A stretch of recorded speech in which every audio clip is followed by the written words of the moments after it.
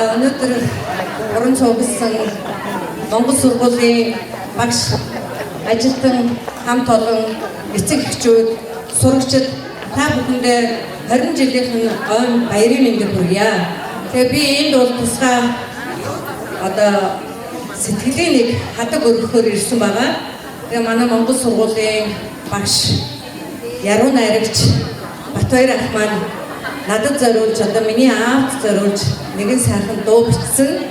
Тэгээд энэ сайхан дуу 20 жилийнх нь ой тань барья хүлээн авна уу. Тэгээ аавд минь зориулсан хан аав гэдэг дуу хүлээн авна уу.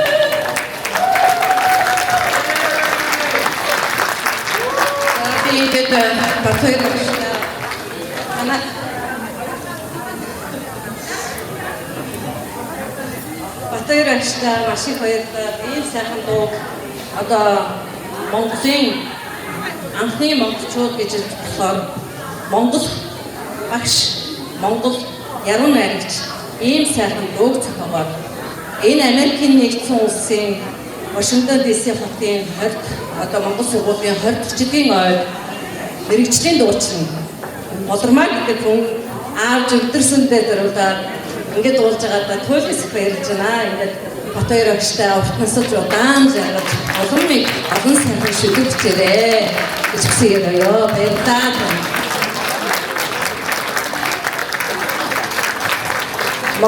Америкийн монголчуудын бүтээл